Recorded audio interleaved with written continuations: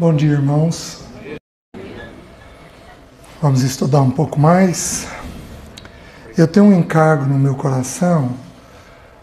Ontem eu partilhei a primeira palavra sobre o fato de nós homens não compreendermos o coração da mulher.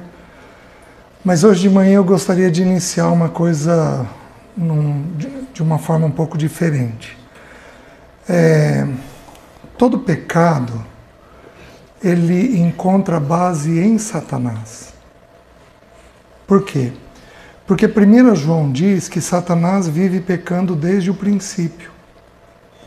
Então toda luta espiritual, todo pecado que envolve o nosso coração, ele tem uma ação maligna. Satanás, a nossa natureza, guarde essa palavra, natureza. A nossa natureza pecadora é dele. Foi ele que implantou em nós. Por quê? Porque ao nascermos nós somos filhos do diabo. E a palavra filho está ligado a retratar aquilo que o pai é. Jesus falou assim, quem vê a mim vê ao pai. Então ele na condição de filho retratava o pai. Então quando nós mentimos, quem aqui nunca mentiu? Se você levantar a mão, essa foi a primeira vez. Todos nós mentimos. E a Bíblia diz que quando a gente mente, a gente é filho do diabo. Então nós temos essa natureza dele dentro de nós. Qual é meu encargo? O meu encargo é falar de 4 pecados que a Bíblia descreve que têm uma ação maligna maior.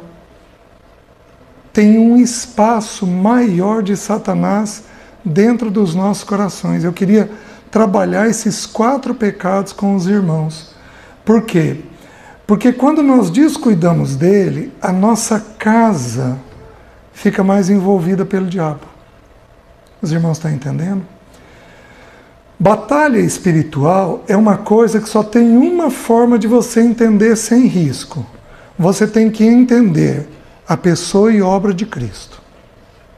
Se você não entender a pessoa e obra de Cristo, você envereda por esse tema, batalha espiritual, beirando as heresias. Você está me entendendo? Então, por exemplo, a Bíblia ensina que na cruz, Jesus pisou a cabeça da serpente. Cabeça é o quê? É mando. Quem manda no meu corpo é a cabeça. Quando o Senhor Jesus pisa a cabeça da serpente, a Bíblia está ensinando o quê? Que Satanás não tem mais mando. Ele ainda veio para roubar, matar e destruir. Ele pode matar qualquer um de nós? Pode. Mas ele tem que pedir permissão para Deus para fazer isso conosco. E ele pede um monte de coisa para Deus que Deus diz um não. Não, não, não, não, não, não, não, não. Mas uma outra coisa, como no caso de Jó, ele disse o quê? Sim. Então, Satanás é para nós um inimigo, mas é para o Senhor apenas um servo. Nada além disso, né? Então, para entender bem esse assunto, nós temos que entender pessoa e obra de Cristo. Eu não preciso, o grupo é um grupo que já tem um entendimento bom da pessoa e da obra de Cristo, então eu não preciso me deter nisso. Eu vou me deter onde? Eu vou me deter um pouco nessa batalha espiritual e nesses 4 pecados que nós temos. Eu quero explicar esses 4 pecados dentro do dia a dia familiar nosso, certo? Certo. Esta casta não se expele senão por meio de jejum e oração. Eu vou citando os textos para os irmãos. 1 João 3,8 diz assim: aquele que pratica o pecado procede do diabo, porque o diabo vive pecando desde o princípio. Então, onde o pecado iniciou? Iniciou na figura do diabo. Qual foi o pecado que Satanás teve? Ele quis ser igual a Deus, nos ensina Isaías. Subirei no mais alto monte e serei semelhante ao Altíssimo. Então, a natureza do diabo é de querer ser igual a Deus. Não é à toa que um dos símbolos que Deus usou na Bíblia é o arco-íris. O que Satanás fez? Se apropriou dele. Porque ele tenta ser igual a Deus, mas ele não é nada menos, nada mais do que um mero imitador. Porque ele não é Deus. Ele não é Deus. Ele é um anjo caído, com muito poder, mas ele não é Deus. Não é à toa que 1 Pedro diz que ele anda ao nosso derredor, rugindo como leão. Mas ele é um leão? Não! Porque ele quer ser Deus. Jesus é o leão da tribo de Judá. Ele não! Mas ele quer imitar o Senhor e tentar se passar como aquele que é semelhante ao Altíssimo. Não é à toa que quando ele tenta Eva dizendo o que para Eva? Deus sabe que no dia que você comer desta árvore, você será semelhante a Deus. Ele tentou Eva na mesma coisa que existia dentro dele. Não, come, porque você vai ser semelhante a ele. Então Satanás, ele é um inimigo nos tentando o tempo todo. O tempo todo. E queridos, se há um pecado que, do meu ponto de vista, retrata a natureza do diabo, ainda não estou entrando nos pecados, naqueles 4. Mas se há um pecado que retrata a natureza do diabo, é uma palavrinha chamada independência. É você fazer do seu jeito. Porque se tem uma coisa que o diabo tenta ser, quando ele tenta ser igual a Deus, é independente. Presta atenção, o diabo é criação. Ele caiu do céu com 1/3 dos anjos. Ele pode aumentar o número de anjos? Não! Por quê? Porque ele não é criador. O único nesta existência que tem o poder de ser independente é o Criador. Imagina um artista que pinta uma tela. Ele vai pintar a tela. Se ele quem vai decidir se ele vai fazer a imagem de uma fazenda ou uma obra abstrata. É ele quem decide. Porque ele é o criador daquela tela. O único que tem poder nesta terra de ser completamente independente é o Criador. Toda a criação está sujeita ao Criador. Então, o grande pecado que retrata que Satanás está tendo uma ação dentro do nosso coração é quando nós queremos ser independentes, fazer do nosso jeito. Vocês estão entendendo? Pensa comigo. Por que Jesus foi para a cruz? Para salvar a humanidade. Quem queria salvar a humanidade? Deus Pai. Então a cruz representa para o Filho a vontade do Pai. Então o que é tomar a cruz? Tomar a cruz é tomar sobre si a vontade do Pai. Nada menos, nada mais. Então, quando a Bíblia diz que nós precisamos tomar a cruz, nós estamos não sendo independentes, mas sendo totalmente dependentes da vontade que Deus Pai tem para nós. Vocês estão conseguindo entender? Então, assim, é muito simples. Então, Satanás vai fazer o quê? Vai nos acelerar para a gente ir tomando decisões, para a gente ir fazendo coisas. Para a gente ir tomando decisões e ocultar do parceiro. A gente vai tendo pensamentos, vai tendo ações, vai tendo pequenas mentiras, e com tudo isso ele vai envolvendo o nosso coração nessa ação de independência. Então, ele é terrível. Ele é um inimigo. Ele não gosta de nós. Ele tem ódio daquele que habita dentro de nós. Você sabe o que significa a palavra inimigo? No grego, odioso. Ele tem ódio de nós. Não apenas por nós, porque ele não gosta do ser humano, porque o ser humano é imagem e semelhança de Deus. Nós não somos anjos. Nós somos imagem e semelhança de Deus, criados para uma comunhão espontânea, deliberada, da nossa parte, diferente dos anjos, que foram criados com uma finalidade. Nós não. Nós temos o direito, o privilégio de dizermos: eu quero, eu vou ler a Bíblia, eu vou orar. Nós temos então um coração espontâneo diante de Deus, de busca por Ele. Satanás nos odeia. E ele quer destruir não apenas a imagem e a semelhança de Deus, mas ele quer destruir Cristo. Ele odeia Cristo. Só que é impressionante como que o povo vai ficando enganado.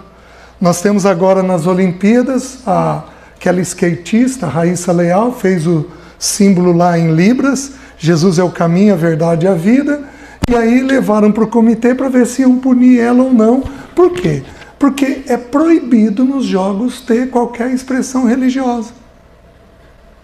Interessante. Na abertura, o que eles fazem? Colocam a Santa Ceia. Olha como que o ser humano é incoerente. Mas completamente incoerente. Por quê? Porque ele odeia Cristo. Ele é inimigo nosso. Servo do Senhor, mas o inimigo nosso.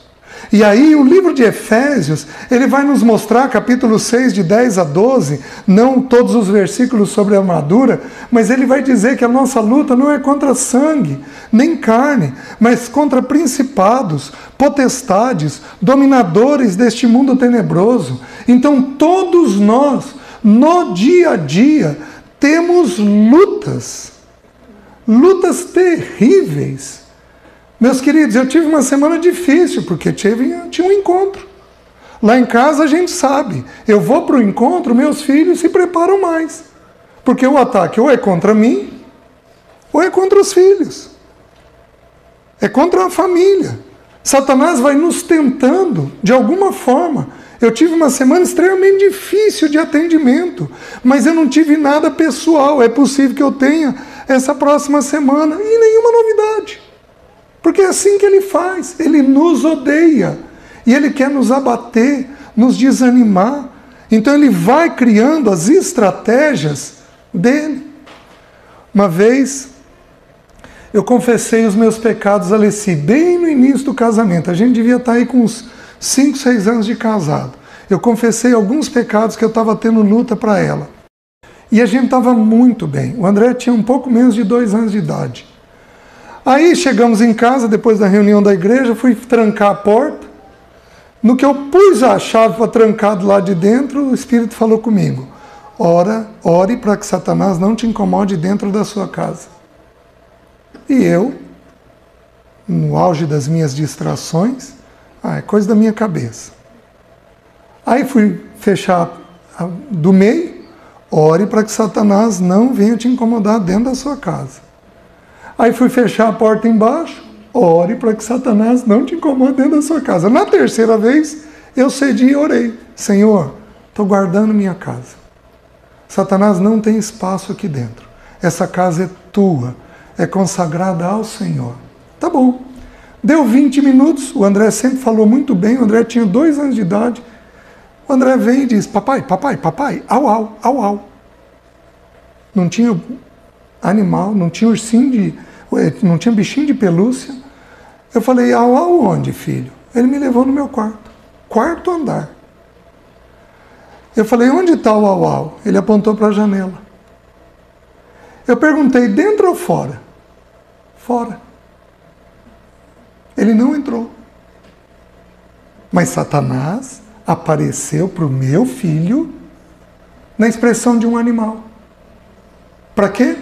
Para roubar a nossa paz. Porque eu estava andando em vitória, ele tinha que achar um jeito. Ele não conseguia me manter no pecado, ele tinha que achar um jeito de atacar. Tentou atacar a família, trazendo perturbação. Quantas vezes eu tive que orar para aquele animal ir embora? 3. Resisti 3. Tive que orar 3 para ir embora. Na terceira vez, levei o André na janela. Perguntei, Aual está aqui? Não, cadê o Aual? Na rua. Ele nos tenta. Não tem jeito. E se você e seu parceiro fecharem as portas, ele é sujo. Ele é sujo. É demoníaco. Se você fechar as portas, quem que ele vai tentar? Um dos seus filhos. Ele vai promover um ataque contra um dos seus filhos. E meus queridos, sem problema, porque ele já está vencido. Amém? Amém. Nós não o tememos, mas nós somos vigilantes. Porque o texto de Pedro diz para a gente ser vigilante. Porque o diabo, vosso adversário, anda em derredor procurando alguém para devorar. E o que eu estou tentando mostrar para os irmãos nessa manhã é que toda família representada aqui esta manhã está sob ataque espiritual. Toda família representada aqui está sob ataque espiritual. Tem coisas que é da emoção, tem coisas que é do corpo, mas, querido, tem muitas coisas que são de uma ação maligna. Nós temos que ser muito lúcidos para julgar. Quando nós dizemos que algo é espiritual, nós temos que ter eliminado a possibilidade orgânica e a possibilidade emocional. Por quê? Porque 1 Coríntios capítulo 15 nos ensina uma regra bem simples. Primeiro vem o que é natural, depois o que é espiritual. Nos ensina ali pelo versículo 50. Primeiro vem o que é natural, depois o que é espiritual. Então, se você tem uma dor de cabeça, você não pode sair por aí dizendo, isso daqui é uma seta maligna. Você não pode falar isso. Porque e a feijoada que você comeu à noite? Você acha que não tem peso? Então, primeiro você julga para ver se tem algum peso físico. Não achou nada fisicamente, nós vamos olhar para ver se tem algum peso emocional. Não achou nada emocional, aí então nós podemos dizer que é algo espiritual. Vocês estão entendendo? Até porque, para cada problema, um tipo de remédio. Se é físico, nós resolvemos de que jeito? Fisicamente. Se é emocional, de que jeito que a gente resolve? Emocionalmente. Se é espiritual, o remédio é a cruz do Calvário. Então é assim que funciona, né? Pois bem, diabo na Bíblia significa dado à calúnia, difamador. A calúnia é quando eu digo, eu vou virar e vou falar do Rafael algo que não é verdade. Eu viro para o Jonathan, o Rafael fez isso, isso, isso. Ele ficou olhando o meu relógio porque ele queria roubar o meu relógio. E o Rafael não tinha nada daquilo. Então eu estou caluniando, eu estou dando para ele uma intenção que ele não tinha. Vocês estão entendendo? Então isso daí é uma calúnia. Ou uma difamação é o quê? É eu falar do Rafael ao que ele fez, que eu não precisaria falar. Então eu viro pro Jonathan, o Rafael fez isso. É tudo uma verdade. Mas eu preciso falar pro meu irmão a respeito disso? Não. O diabo, então, é difamador e caluniador. Aí eu te pergunto, na tua mesa, quando você critica um irmão, e o irmão não está presente, você está fazendo o que sobre o irmão? Difamando. Quem está sentado na cadeira do lado tu? O diabo.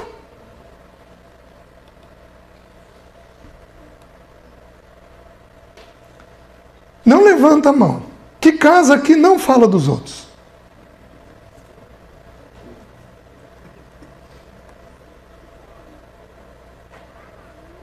Aí nós temos um ambiente pesado.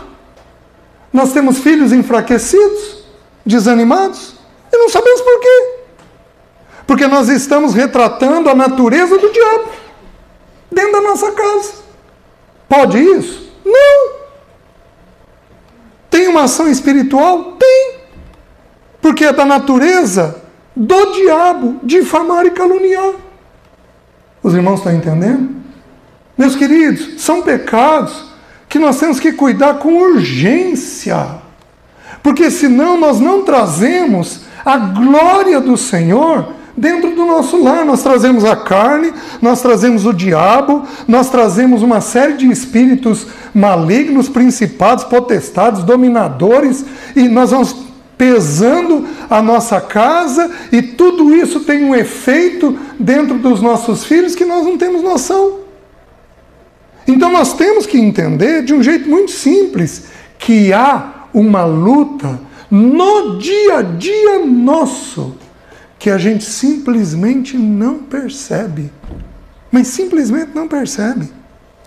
Satanás significa o quê? Adversário. Alguém que se opõe a outro em propósito ou ação. Então Satanás significa adversário. Deixa eu explicar. Quantos casais aqui esse ano não ficaram dias sem conversar? Se tratando como adversários. Quem que está presente no nosso meio? Satanás. Porque a natureza, o nome Satanás, significa adversário. Quantos casais aqui já não pensaram, não, peraí, eu não sou inimigo teu. Não me trate como teu inimigo. Por quê, meus queridos? Porque é essa natureza do adversário que habita dentro de nós. Então, no dia a dia, nós temos uma batalha espiritual que nós simplesmente não percebemos. Mas nós estamos dando vazão à natureza demoníaca do diabo. Meus queridos, isso tem que cessar hoje. Isso tem que cessar hoje. Porque o nosso lar, então, não retrata a natureza do nosso Cristo, do nosso amado Senhor, que é pacífico, que é dócil, que é perdoador, que é um companheiro inseparável, que é manso, que é suave, que não grita, não retrata a natureza do nosso Senhor. Que mais? Satanás também é chamado de inimigo. Por quê? Quando Jesus conta a parábola do semeador, e ele vai explicar a parábola do semeador lá em Mateus 13, ele diz assim: o inimigo que semeou é o diabo. Desculpa, a parábola do joio. O inimigo que semeou é o diabo. Então ali ele qualificou o diabo como inimigo. O que significa inimigo? Odioso, detestável, ativamente hostil. Meus queridos, essa é uma atitude mais rara, mas ainda é uma atitude que de tempo em tempo nós encontramos dentro das famílias. Quantos filhos não dizem: tenho ódio do meu pai, tenho raiva da minha mãe? Quem que está alcançando o coração deles? O inimigo. Vocês estão entendendo? Então são atitudes que nós precisamos nos posicionar. Com tudo isso eu estou tentando mostrar o que para vocês? Eu estou tentando mostrar para os irmãos que o diabo está presente no dia a dia nosso, muito mais do que nós imaginamos. E aí nós vamos ficando abatidos, desanimados, deprimidos, irritados, porque Satanás está ali, dentro do nosso lar, sem que a gente o perceba. O Senhor citou em Lucas: eis que vos dei autoridade para pisardes serpentes e escorpiões, e sobre todo o poder do inimigo, que é o diabo. Quais as exortações que nós temos sobre esse tema? Primeiro é 2 aos Coríntios, que diz assim: e não é de admirar, porque o próprio Satanás se apresenta como anjo, se transforma em anjo de luz. Então ele aparece para nós numa figura bonita. Se Satanás aparecer para nós com rabo e chifre, a gente repreende. Então ele é um enganador, é a natureza dele. Ele tem que aparecer para nós como um anjo de luz. E 1 Pedro 5,8 diz assim: sede sóbrios e vigilantes. O diabo, vosso adversário, anda em derredor, como leão que ruge, procurando alguém para devorar. Ele é um especialista em brecha. Ele é um especialista em brecha. E por que ele entende tanto da gente? Porque a natureza pecadora nossa é dele. Então ele sabe muito bem o que se passa conosco. Ele sabe muito bem a maneira de nos tentar, a maneira de fazer. Pois bem, quais os 4 pecados que eu gostaria de tratar com os irmãos? Vocês vão ter que ter um pouquinho de paciência comigo, porque eu posso falar de forma objetiva ou de falar de uma forma um pouquinho mais detalhada. Eu vou optar por avançar de forma um pouquinho detalhada cada pecado, mas vai dar tempo da gente concluir. Quais são esses 4 pecados? Vou citar para os irmãos. O primeiro está em Efésios 5, 26 e 27. Qual o pecado que é? Da ira. Lá o texto bíblico diz assim: irai-vos e não pequeis, não se ponha o sol sobre a vossa ira, nem deis lugar ao diabo. Ira dá espaço para o diabo. Quem aqui é irritado? Levanta a mão. Levanta alto. Alto. Certo. Quem aqui é por natureza manso? Levanta a mão. Certo.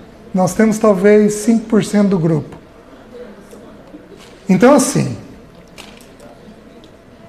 o diabo está no nosso meio. Por quê? Porque na ira a gente dá lugar para ele. Então nós vamos estudar a ira já já. Primeiro pecado. Segundo pecado que dá espaço para o diabo: falta de perdão. Por quê? Segundo aos Coríntios, capítulo 2, versículo 10 e 11. A quem perdoais alguma coisa, eu também perdoo. E aí o versículo 11. Para que Satanás não alcance vantagem sobre nós. Quando não perdoamos, Satanás alcança vantagem sobre nós. Meus queridos, eu sempre achei que eu fui bom de perdão. Esse era um tema que eu nem dava bola, nunca tinha pregado sobre ele. Até que eu fui ferido. E aí eu descobri uma coisa: eu não era bom de perdão, eu era desmemoriado.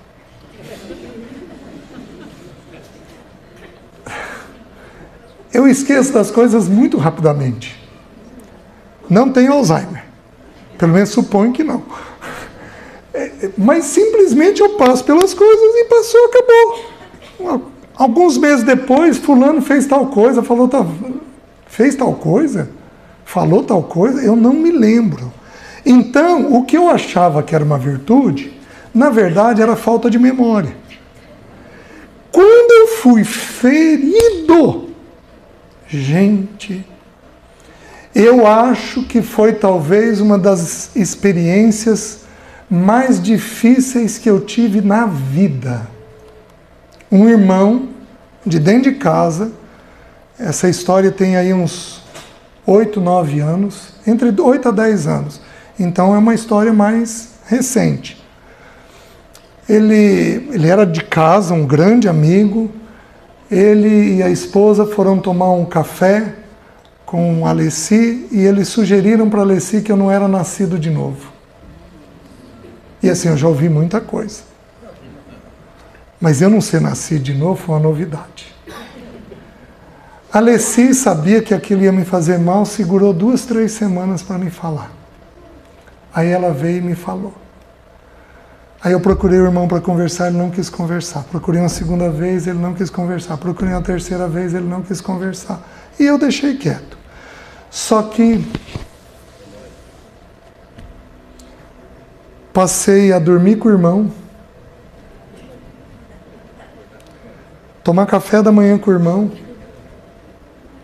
e trabalhar com o irmão, almoçar com o irmão, trabalhar à tarde com o irmão, chegar em casa e lanchar com o irmão. Minha cabeça não desligava. Não desligava. 3 meses depois tive pneumonia. Nunca tive pneumonia na vida. Comecei com uma febre, fui para o pronto-socorro, o médico não viu nada, não tinha eclodido ainda. 2 dias de febre, voltei, peguei um pneumo agora. Ele auscultou e falou: tá aqui, tá no pé do pulmão. Tá aqui. Pode ir fazer uma radiografia que vai aparecer. É aqui que tá. E aí tratei. E aí era no Natal já isso. E aí, numa ceia de final de ano, na reunião da igreja, eu pus o joelho no chão e eu clamei. E o Senhor ali me visitou. E o Senhor me visitou com um texto bíblico. Ore pelo seu inimigo. E eu passei a orar abençoando os irmãos. Ele e a esposa. Tirou com a mão. Uma coisa impressionante. Satanás alcança vantagem quando não perdoamos. O que mais? O terceiro pecado. A falta de verdade. Todos nós aqui já mentimos em algum momento da vida. Alguns menos, outros mais. Alguns de nós tendem a ser bem verdadeiro. Alguns de nós tendem a verdade sem amor. Falam rasgando e aquilo machuca, o que também é um pecado. Porque a Bíblia diz que a verdade só pode ser colocada em amor, ela não pode ser colocada de outra maneira. Mas como que nós sabemos que a verdade é um pecado que dá espaço para o diabo? João 8,44. Vós sois do diabo, que é o vosso pai.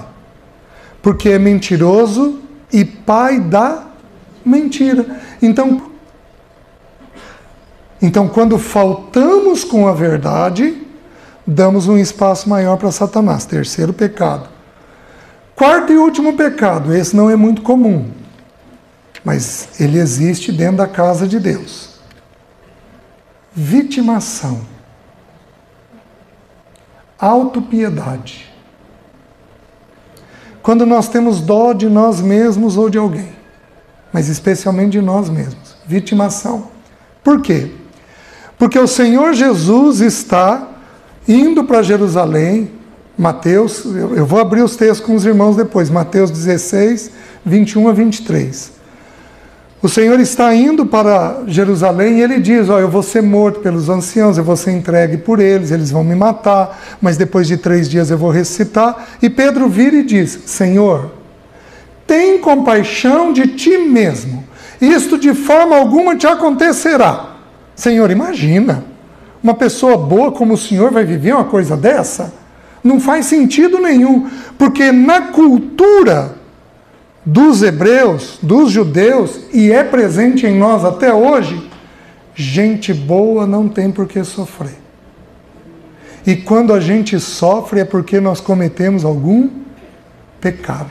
É assim que o ser humano tende a pensar. Lembra de Jesus curando o cego de nascença?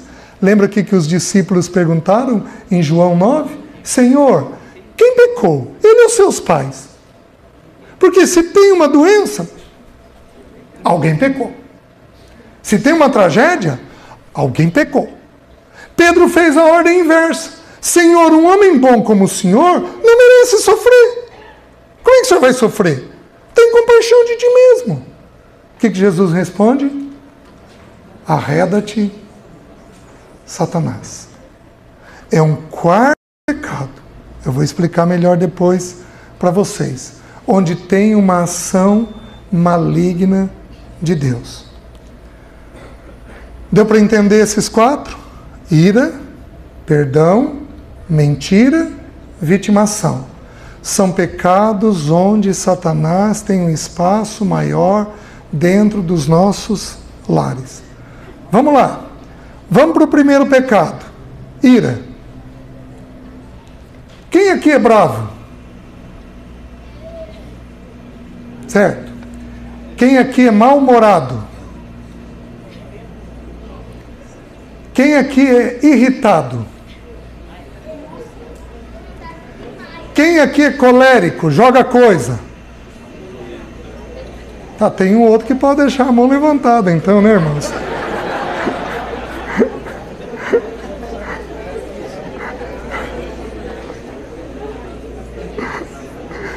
Esse que manteve a mão levantada o tempo inteiro já está assim. Sai! Arreda-te! Porque o diabo está rodeando, né? Existem 3 palavras na Bíblia para ira. Paragorgizo, que significa incitar a ira.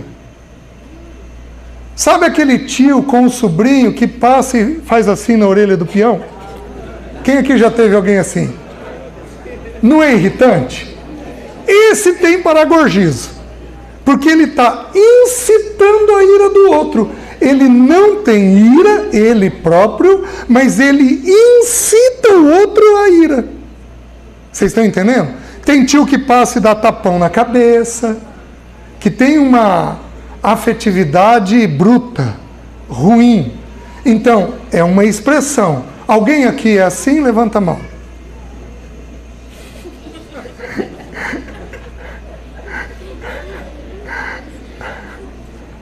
Certo. Que outra palavra nós temos? Orgue. Que significa o quê? Mau humor. É uma pessoa mais negativa, é uma pessoa mais pessimista, é uma pessoa mais queixosa. Quem aqui é assim? Levanta a mão. Então, vai ter orgue. Vocês estão entendendo? E a outra é túmus. Túmus, o orgue, o mau humor, os manuais de psicologia vão chamar a pessoa de distímica.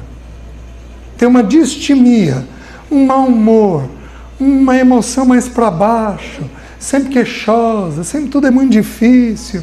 Ai, vamos viajar para Orlando. Ai, mãe, para Orlando? Vamos fazer compra. Ai, vai ter que sair do carro. Tem gente que tem uma emoção, não importa o que é, mas é mais para baixo, é mais difícil, tudo é manivelado na pessoa, mas é da emoção da pessoa. Porque essa pessoa tem um pecado, o pecado da ira. Aí nós temos um outro pecado que esse é explosivo. O orgue, o mau humor, ele é constante, mas o túmos, ele é explosivo. Então, no grego é túmos, que significa o quê? Deixar alguém furioso, estar enfurecido. Então, o que essa pessoa faz? Ela explode, fica lá de meia hora a 1, 2 horas nesse estado, e depois desce. Só que nessa meia hora, 1 hora,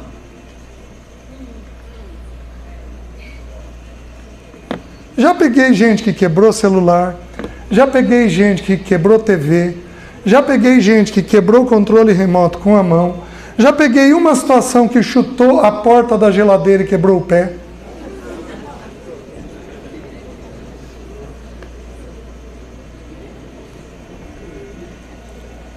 Essa semana, oi. Nessa situação aí, acontece da pessoa não jogar nada, vai ficar uns 40 minutos falando na orelha do outro. Pode ficar só falando. E aí vai falar pesado. Pode. Eu imagino que o vizinho do irmão é assim.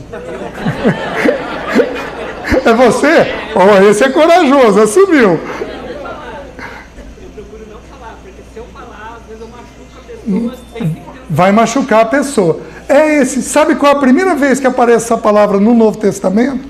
Porque a primeira vez ela é muito importante para nós. Foi quando Herodes mandou matar as criancinhas. Vendo Herodes que foi enganado pelos magos, ficou furioso. matar todas as criancinhas de 2 anos para baixo. Vocês estão entendendo? E em Efésios isso é retratado como cólera. Então é a mesma expressão, tumos. Então é essa ira muito violenta, né? Pois bem, irmãos, eu podia parar aqui de forma objetiva, mas eu vou mergulhar. E eu quero mostrar para os irmãos que a ira tem sempre uma causa.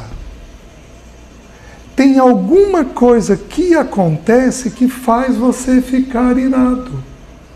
Então, alguns irmãos perguntam assim, por que você precisa ir em tal conselheiro? Por que você não pode ir no pastor da igreja?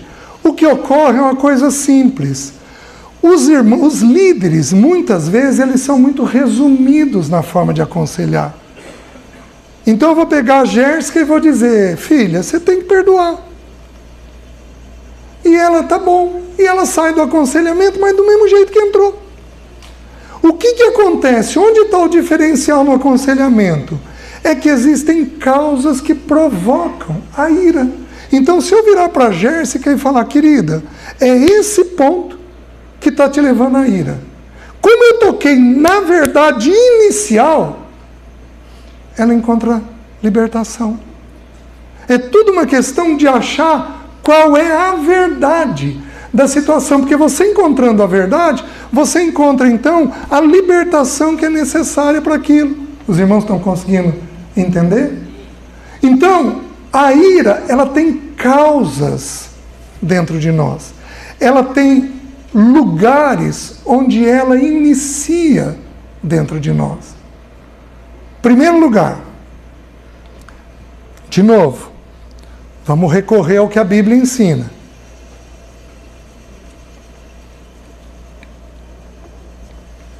A primeira vez que a palavra ira aparece na Bíblia é em quem? Caim. O nome Caim significa aquisição. Ele adquiriu um valor, um varão.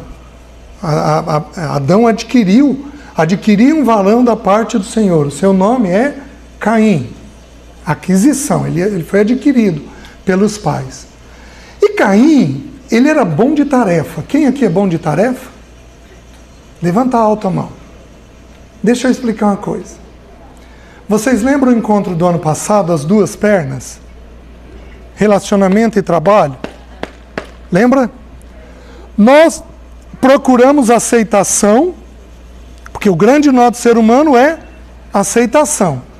Nós procuramos aceitação, seja por relacionamento, seja por trabalho.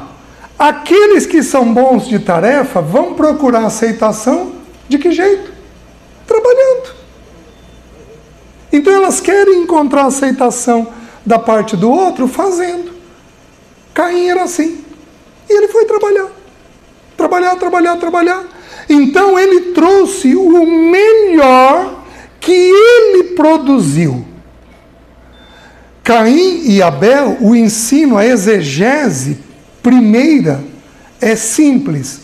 Caim fala de tentar ser aceito pelas obras e Abel mostra que ele foi aceito pelo sangue de um animal derramado. Quem era aquele animal? Cristo. Tipificava Cristo. Então eles falam disso. Essa é a exegese. Eu estou fazendo uma aplicação. Caim, ele tinha uma necessidade de ser aceito e ele tentou ser aceito fazendo as coisas. E ele não foi aceito. E aí ele tem tumos.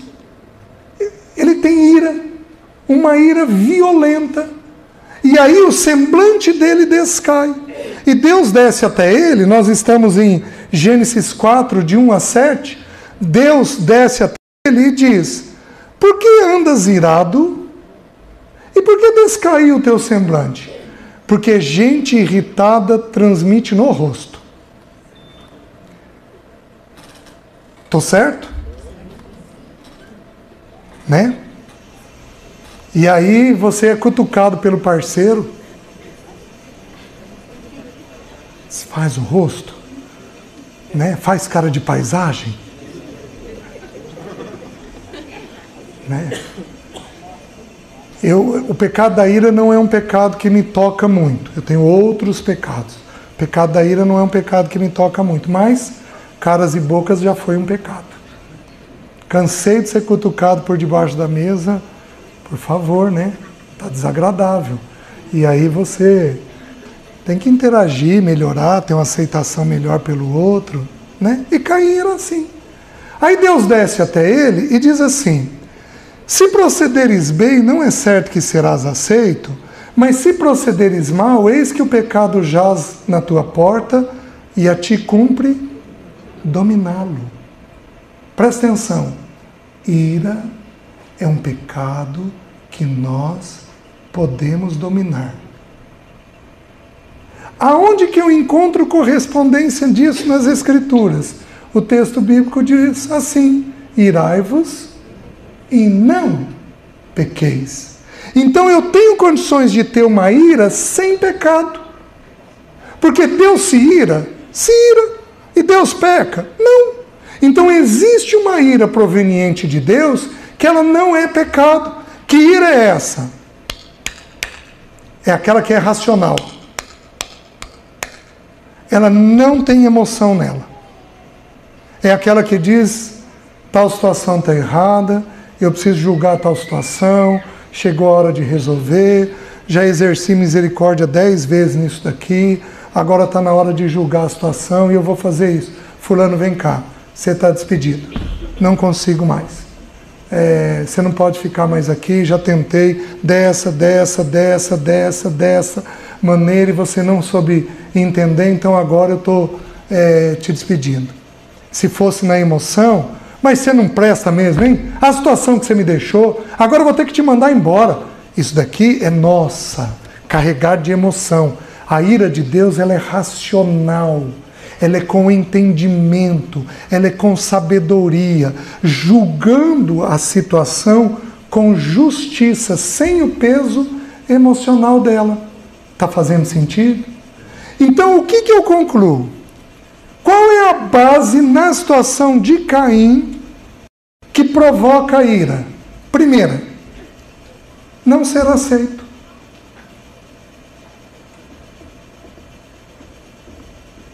Você não ser aceito. Você não foi aceito, fica de que jeito? Irritado. Quem aqui é mais sensível, é mais meloso? Levanta a mão. Esses daqui são cheios de expectativa. Nós, esses não. Esse eu tenho que levantar as duas mãos. Nós somos mais sensíveis. Aí a gente é cheio de pensamento. Eu vou chegar, a pessoa vai me dar um abraço. Aí não dá um abraço. O que você faz? Você não se sentiu aceito. Então você não tem que lidar com a ira. Não tem em termos. Você tem que lidar com o que está causando a ira. O que está causando a ira? A aceitação. Às vezes o Senhor quer te calejar e te tornar menos dependente do afeto. Está fazendo sentido? Então ele precisa te santificar, tirando essa emoção exacerbada de dentro de você. Os irmãos estão entendendo? Então, quando não temos aceitação, ficamos irritados. Então, alguns de nós viemos de lares em que os pais não deram um bom nível de aceitação. Muito simples. Simplesmente não deram. E essas pessoas são ou mal-humoradas ou explosivas. Então, o que você tem que aprender? A lidar com o tema aceitação.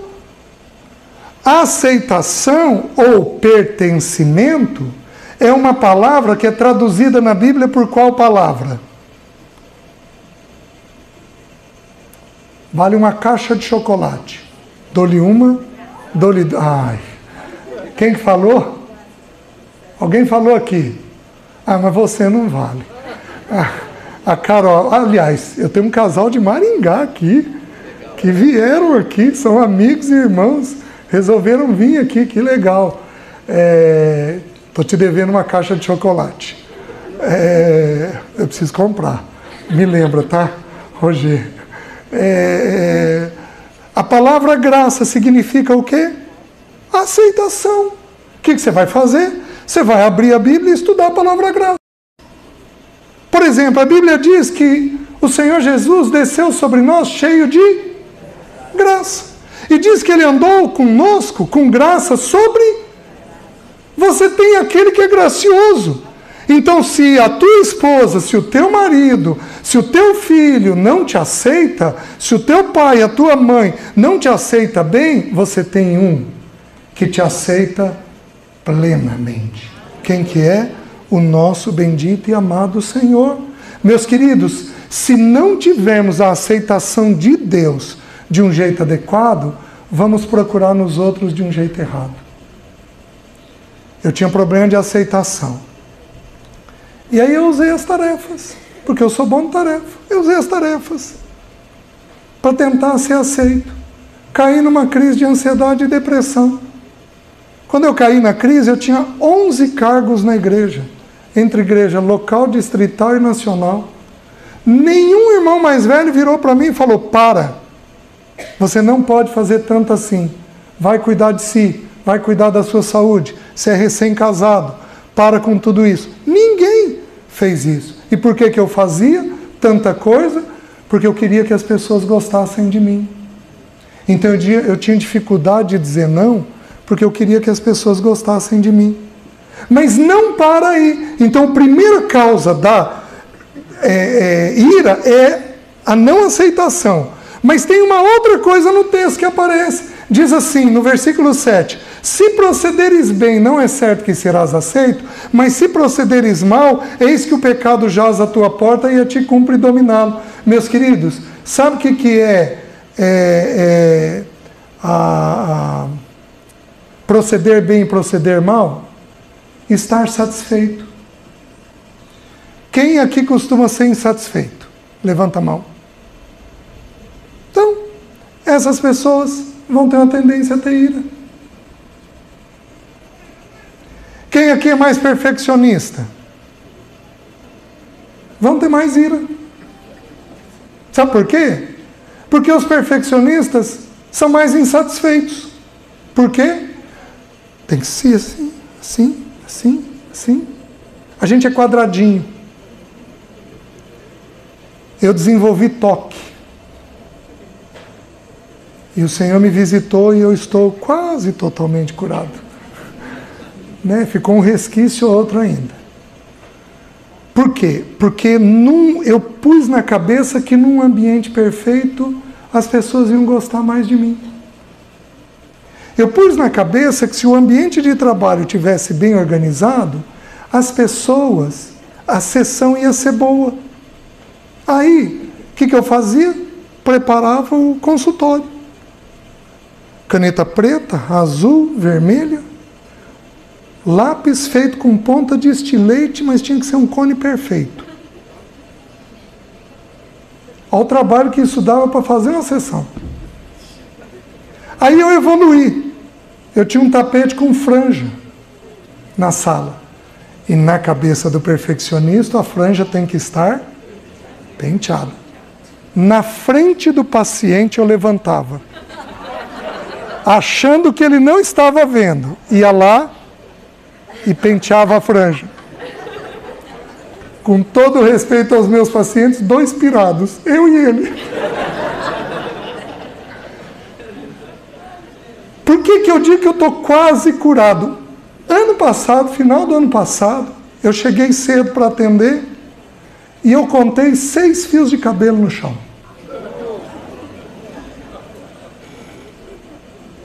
O que eu fiz? Atendi com os 6 no chão. Nossa! Para provar para mim mesmo que eu não dependia daquilo. Por quê? Porque o perfeccionista, o rígido, o metódico, ele estabelece que o outro tem que me abraçar, e ao me abraçar tem que ser assim, e depois de me abraçar tem que me dar um beijo, e aí depois que me beijar tem que falar uma palavra carinhosa, e se porventura o outro não faz, irrita. Insatisfação. Gente perfeccionista é mais insatisfeita, porque tudo tem que sair do jeito dele.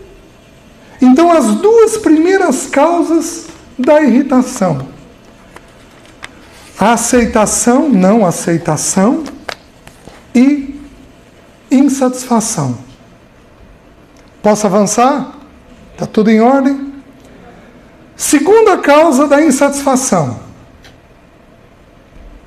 medo. Pessoas que têm medo. Medo produz ira. Medo produz ira. Vocês estão entendendo? Vou dar a prova para vocês. A primeira emoção descrita na Bíblia é medo. Quem que teve?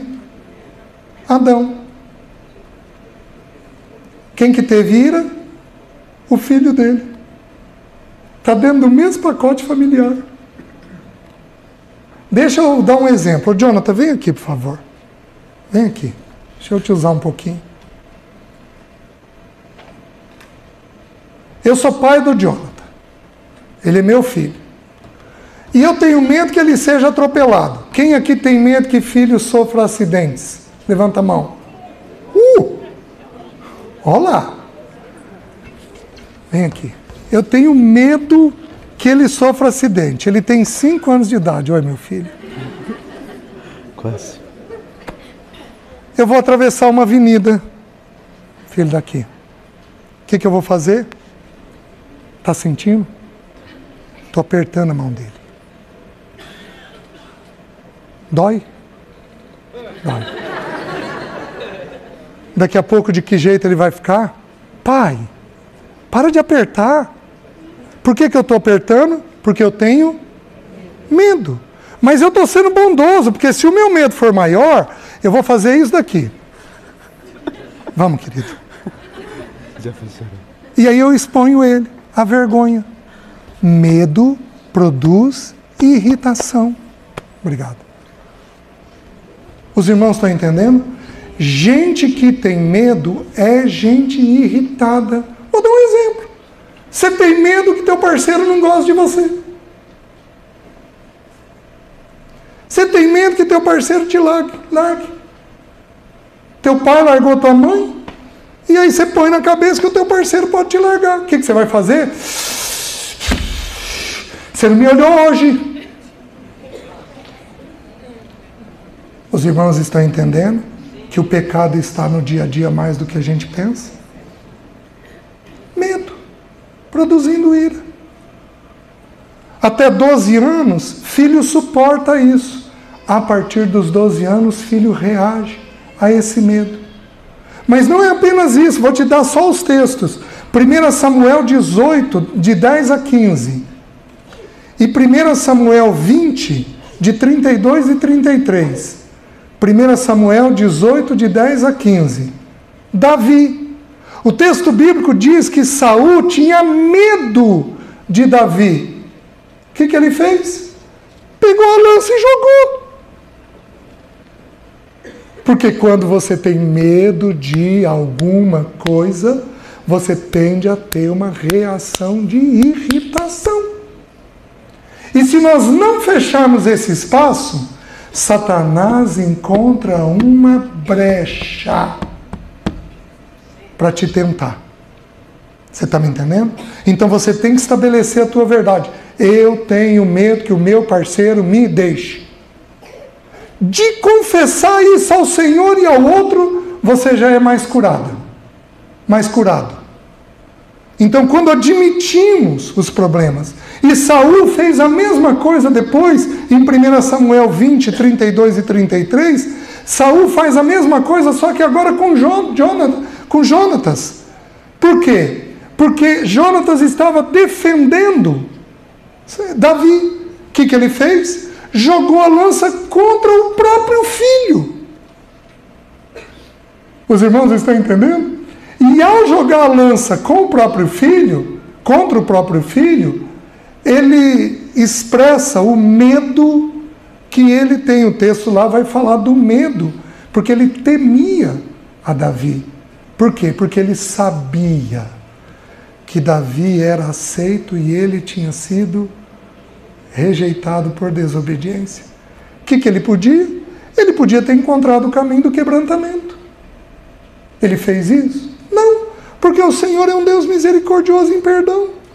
Mas ele não trilhou esse caminho.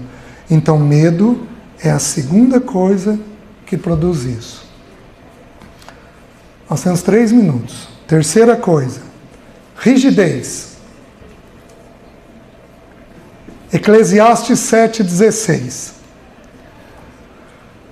Guarda essas 3 palavras. Quem aqui é metódico, perfeccionista... qual é a terceira? Metódico, fugiu a palavra. Quem aqui é metódico e perfeccionista? Levanta a mão. Essas pessoas vão cair nesse aspecto da rigidez.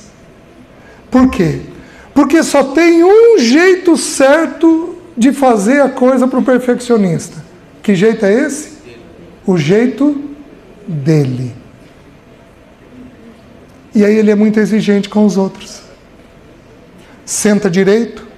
Você vira para o teu filho pequeno, senta direito. Segura o garfo direito. Come direito. Você não fala com leveza. Querido, peraí, senta aqui na cadeira direitinho. Não, você quer plena obediência naquilo que você exige. Meus queridos, eu fui muito perfeccionista, muito.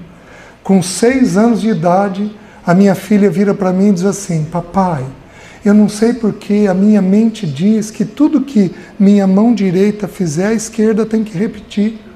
Toque. Com 6 anos. Por quê? Por causa do meu nível de exigência. Qual é o texto bíblico para isso? Eclesiastes 7,16. Não sejas demasiadamente justo, nem exageradamente sábio. Por que te destruirias a ti mesmo? Então, um perfeccionista, ele é muito correto, ele quer ter tudo do jeito certo. E se não for as coisas, tem que ser a conduta das pessoas. Você está me entendendo?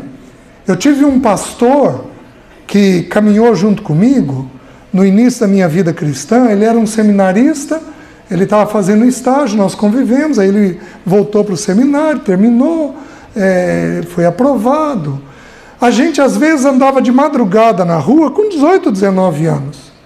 E o sinaleiro de pedestre estava vermelho, 2 horas da manhã. O que ele fazia? Parava e ficava esperando. Depois se revelou homossexual. Porque a gente usa nessa obediência cega, indevida, a gente usa o perfeccionismo para nos esconder. Porque, nossa, parece que é tão correto, tão certo, tão exato, mas aquilo esconde um problema um pouco maior. Nós temos que entender o espírito da lei. O sinaleiro de pedestre é para proteger o pedestre.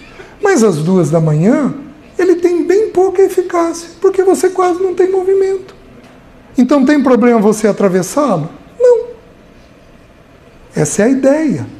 Mas gente muito rígida e muito tensa, e aí essas pessoas irritam com mais facilidade. Por quê? Porque o outro não está fazendo do jeito dele. Está dando para entender?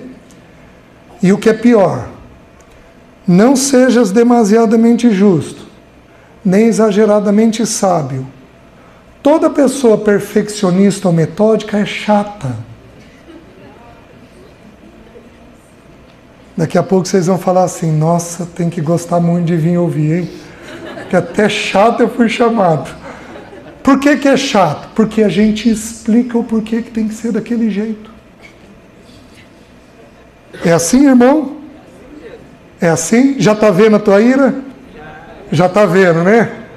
Olha como é que a palavra liberta. Principalmente quando a pessoa, por exemplo, Fala alto, irmão. por exemplo, no meu trabalho, a divisória é para ser levada no carrinho. O pessoal tem um reboque, que é para ele andar, não é para ele pegar a divisória do lado, porque ele pode sofrer um acidente. Então eu paro o cidadão, meu amigo, você vai sofrer um acidente desse jeito, você vai se machucar. E a empresa vai puxar na câmera e vai falar que a culpa é sua. Você se machucou, que a culpa é sua. O acidente foi você que causou. Então eu vou parar ele, vou explicar para ele. Isso, você está certo? Tá? Você é chato? É.